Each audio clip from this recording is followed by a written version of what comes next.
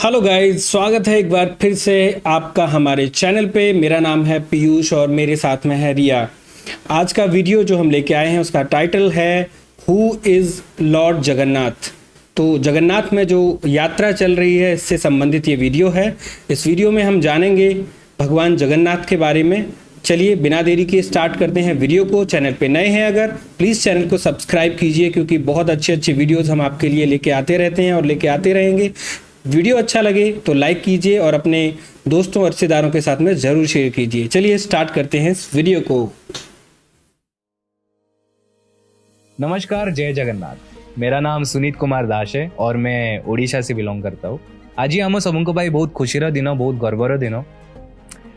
Flow में मेरे regional language में चला गया। आज हम सबके लिए बहुत खुशी का, बहुत गर्व का दिन है। क्यों? क्योंकि रथ यात्रा होने वाली है और भगवान जगन्नाथ रथ यात्रा में हम सबको आशीर्वाद देने बाहर आने वाले हैं। तो रथ यात्रा और जगन्नाथ मंदिर के बारे में बहुत सारे राज है और आज हम इसी के बारे में बात करने वाले हैं। तो चलिए शुरू करते हैं। जय जगन्नाथ स्वामी नयन पथगामी। जगन्नाथपुरी एक ऐसा मंदिर जिसे शायद हजारों कहानियां जुड़ी है। भारत का इकलौता ऐसा मंदिर है जहां से भगवान स्वयं एक यात्रा करने जाते हैं, वो भी हर साल। एक ऐसी यात्रा जिसका इंतजार सिर्फ उनके भक्त ही नहीं बल्कि भूत प्रेत और बुरी आत्माएं भी करती है। एक ऐसी यात्रा जो हर साल एक मुसलमान व्यक्ति के मजार पर रुकती है, बजाय इसके मंदिर में किसी और धर्म के लोगों का जाना मना है। कुछ लोग कहते हैं इस मंदिर में श्री कृष्ण का धड़कता हुआ दिल है, तो कुछ कहते हैं एक अमूल्य खजाना, तो कुछ लोग कहते हैं ये मंदिर अंत की ओर इशारा कर रहा है। इतनी सारी कहानियां, इतने सारे सवाल और हर सवाल के पीछे एक राज। कल बनका मोहन नदी के किनारे पहुंच जाना। एक रात राजा इंद्रद्युम्न के सपने में स्वयं श्री विष्णु आए और उनसे ये कहा। जब राजा इंद्रद्युम्न वहां पहुंचे तो उन्हें नदी के किनारे में एक लकड़ी के टुकड़े पर एक नीले रंग का पदार्थ मिला जिसे वो नील माधव कहने लगे। लेकिन आज हम उसे ब्रह्म पदार्थ के नाम से जानते हैं, जिसे कई लोग श्री कृष्ण का धड़कता हुआ दिल कहते हैं। इसी वजह से राजा इंद्रद्युम्न ने इस नील माधव के लिए एक भव्य मंदिर बनाने का आयोजन किया। लेकिन एक तोड़े हुए वचन के वजह से वो काम आधे में ही रुक गया। और यही कारण है कि आज भी जगन्नाथ की मूर्तियां आधी बनी हुई है। कई लोगों का मानना है कि ये मंदिर कलयुग की शुरुआत में बनाया गया था, इसी वजह से ये आधा है। उनका अधूरापन ये दर्शाता है कि कैसे कलयुग में भक्ति भी अधूरे मन से की जाती है। लेकिन ऐसी और भी कहानियां हैं जो बताती है कि ये मंदिर आने वाले अंत की ओर इशारा कर रहा है। End of the world. भविष्य मलिका संत अच्युतानंद दास की लिखी हुई 500 साल पुरानी किताब, जिसमें कुछ ऐसे भविष्यवाणियां की गई है जो हमारे अंत की ओर इशारा कर रही है, और इन्हीं में से एक है जगन्नाथ मंदिर। इस ग्रंथ के अनुसार कलयुग की अवधि जो लगभग 4,32,000 सालों की है, वो मानवता के किए गए पाप और अधर्म की वजह से कम हो गई है और 2025 में ये दुनिया खत्म हो जाएगी। लेकिन ऐसे कैसे हो सकता है? ये राज छुपा है जगन्नाथ मंदिर से जुड़ी भविष्यवाणियों में।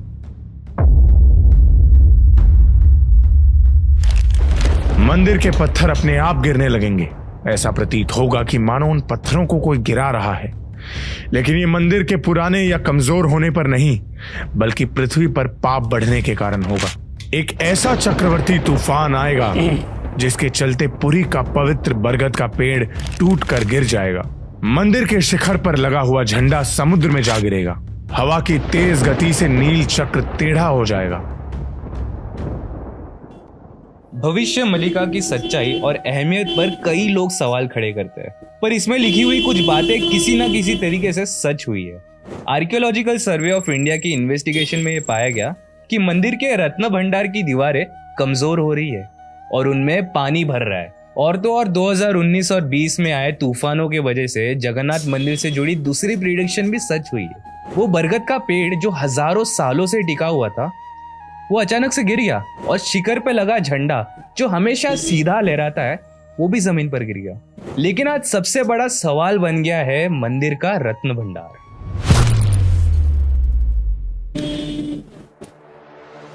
जगन्नाथ टेम्पल का खजाना, जिसे रत्न भंडार के नाम से जाना जाता है, यहाँ सोना, गहने, कीमती रतन, हीरे और ना जाने कितने मूल्यवान चीजें सुरक्षित रखी गई है। लेकिन पिछले 40 साल से इस भंडार के दरवाजे सभी के लिए बंद है और इसकी वजह मानी जाती है खजाने की रक्षा कर रहे जहरीले सांप। रिपोर्ट्स के अनुसार रत्न भंडार पहले 1926 एंड 1984 में खोला गया।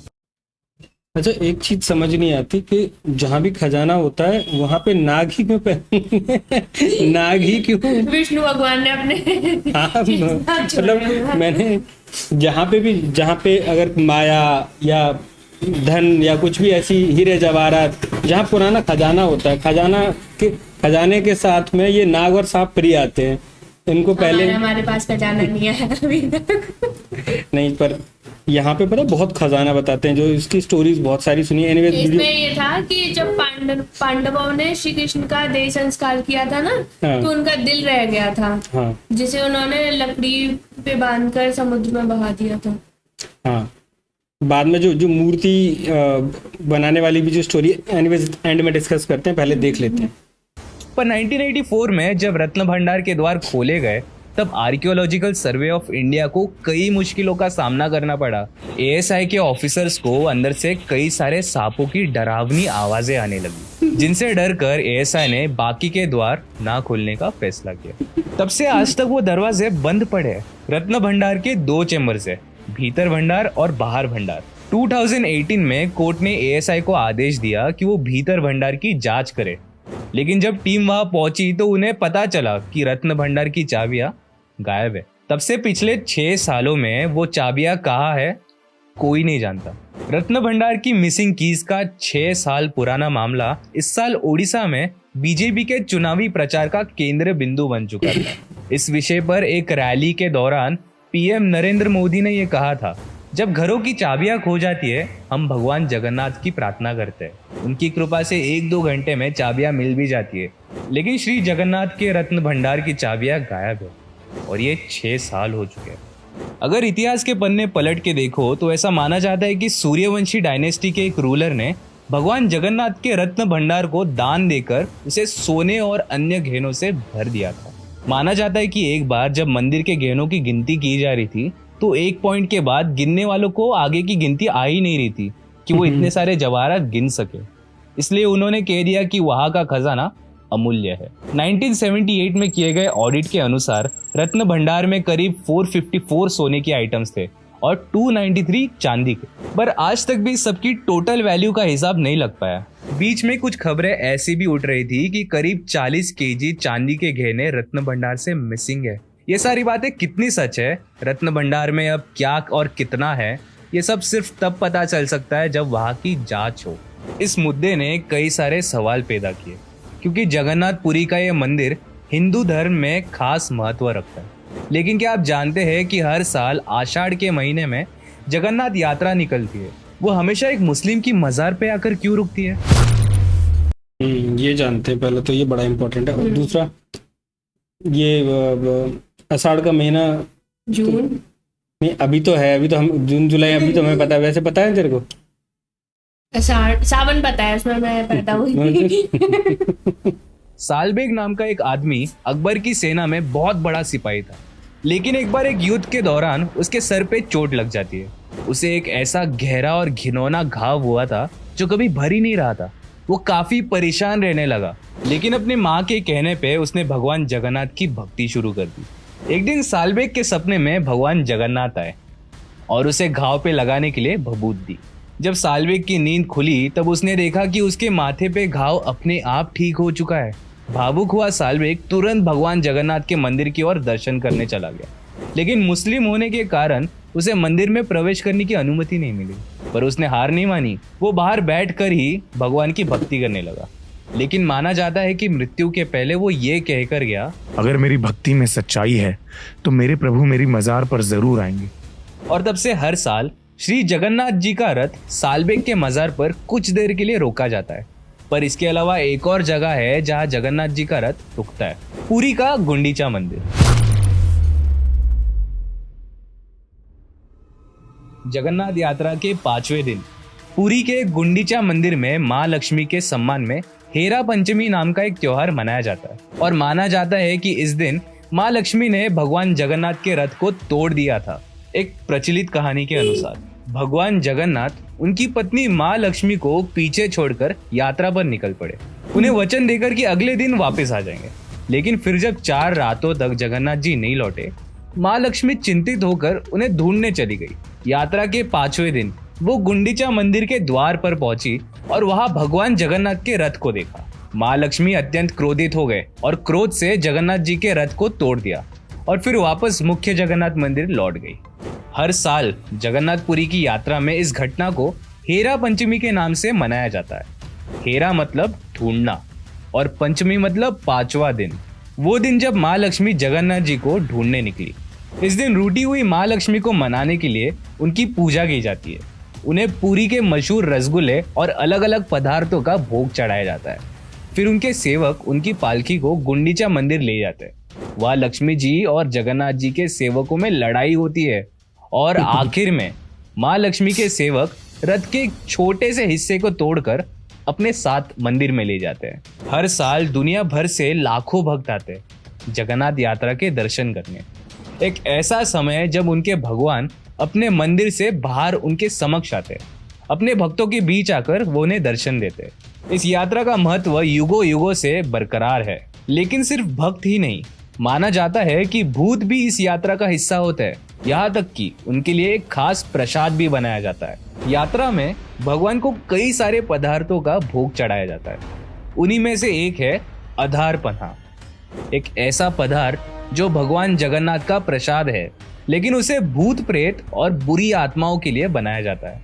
हर साल 3 बड़े बड़े मटकों में इस पदार्थ को बनाकर इसे रथ में ही रखा जाता है और फिर इसे श्री जगन्नाथ को चढ़ाया जाता है। लेकिन भोग लगाने के बाद इसका सेवन नहीं होता, बल्कि इसे जगन्नाथ जी के रथ के आसपास फेंका जाता है। और माना जाता है कि यात्रा में होने वाले इस रिचुअल का इंतजार वहां मौजूद सारी बुरी आत्माएं कर रही होती है, क्योंकि जैसे ही ये पदार्थ नीचे गिरता है, ये बुरी आत्माएं इसका सेवन कर लेती है और इसके बाद उन्हें मोक्ष की प्राप्ति होती है। जगन्नाथ जी से जुड़ी कहानियां और उन कहानियों में छुपे राज इतने हैं कि उन्हें एक वीडियो में कवर करना मुश्किल हो जाता है। अगर आप मंदिर के निर्माण के पीछे की कहानी और जगन्नाथ जी की मूर्ति में बसे श्री कृष्ण के दिल का राज जानना चाहते हैं तो हमारे ये वीडियो देखें। अपने थॉट्स हमें कमेंट्स में बताइए और अगर वीडियो अच्छा लगा तो इसे लाइक और शेयर कीजिए और ऐसे ही अनसुनी, अनकही और अनदेखी कहानियों के लिए राज को सब्सक्राइब कीजिए। जय जगन्नाथ। जय जगन्नाथ।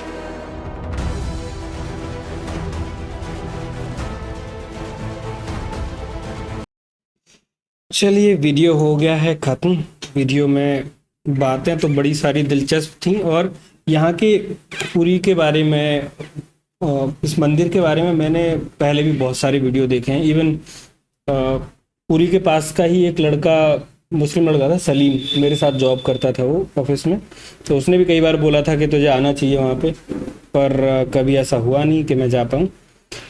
कोशिश करेंगे कि यहाँ पे जाया जाए, क्योंकि एक तो पता है, ये जैसे पुरी वाला मंदिर हो गया, साउथ के मंदिर हो गए, हाँ, यहाँ मंदिरों में जाने के बाद आपको इतनी डिवाइन फीलिंग आती है और स्टोरीज भी सुन के, स्टोरीज भी हैं, मंदिर का आर्किटेक्चर देख लो, या वहाँ की जो परंपराएं जो लोग सदियों से, जो सालों से जो फॉलो करते आ रहे हैं। अभी भी इसमें जैसे इनका जो प्रसाद बनता है, उस प्रसाद बनाने का जो मिट्टी का बर्तन है, बाकी सारी चीजें, वो मुझे लगता है कि ये सारी चीजें उधर साइड ही देखने को मिलती हैं। बहुत ही रिच कल्चर जिसे बोलेंगे, वो कहीं ना कहीं है वहाँ पे। बाकी जो हम बात कर रहे थे कि जो श्री कृष्ण के जो दिल की जो बात है, जब कोई राजा का नाम तो एग्जैक्टली मुझे नहीं याद है, जिन्होंने कि ये जो मूर्तियां बनवाई थी, तो बहुत सारे लोगों को बुलाया गया। कोई लकड़ी ना वो तोड़ नहीं पा रहा था, हाँ, वो एक लकड़ी का जो था टुकड़ा जो उन्हें मिला था, उसी से ही बनानी थी एक्चुअली। तो ये जो बनाने के लिए आए थे, ये खुद ही भगवान ही थे, जो साधु के भेष में आए थे, और उन्होंने बोला था कि पता नहीं कितने दिन का टाइम मांगा था उन्होंने, 1 महीने का आई थिंक, कि जब तक मैं बना रहा हूँ तब तक कोई भी दरवाजा खोल के अंदर नहीं आएगा। भगवान विश्वकर्मा ने बनाई थी। हाँ, भगवान विश्वकर्मा ने, हाँ, 21 दिन का टाइम मांगा था। हाँ, तो उन्होंने ये बोला था कि जब तक मैं काम कर रहा हूँ तब तक कोई अंदर नहीं आएगा। उन्होंने कहा आपका खाना पीना ये सब कि नहीं मुझे कुछ नहीं चाहिए, बस आप आना मत। तो जो रानी थी, रानी की क्यूरियोसिटी इतनी ज़्यादा थी देखने की मूर्तियों की कि उसने जो है वो टाइम से पहले ही गेट खुलवा दिया और उस वजह से वो मूर्तियाँ अधूरी रह गई। तो ये कहीं ना कहीं था। बाकी बहुत बढ़िया वीडियो था और ऐसे वीडियो देखने का सबसे बढ़िया फायदा है कि आपको बहुत सारी नई बातें पता चल जाती हैं। कहीं ना कहीं कुछ चीज़ें हमें पता होती हैं, बहुत सारी चीज़ें नहीं पता होती हैं। स्पेशली वो मज़ार वाली जो स्टोरी है, नहीं मज़ार वाली पता थी मुझे। हाँ मुझे नहीं पता थी। वो नहीं पता थी, ये लक्ष्मी माँ जो ढूंढ रही हाँ थी। एक ये भी एक नई बात पता क्या चलती है। थी? हीरा पंचमी, हेरा पंचमी। हेरा पंचमी। तो एनीवेज वीडियो बहुत शानदार था। वीडियो का लिंक आपको डिस्क्रिप्शन में मिल जाएगा। बाकी ऐसे और वीडियोस देखने के लिए हमारे चैनल को सब्सक्राइब करना बिल्कुल ना भूलें। मिलते हैं आपसे अगले वीडियो में, तब तक के लिए जय जगन्नाथ एंड भारत माता की जय। Bye bye, take care.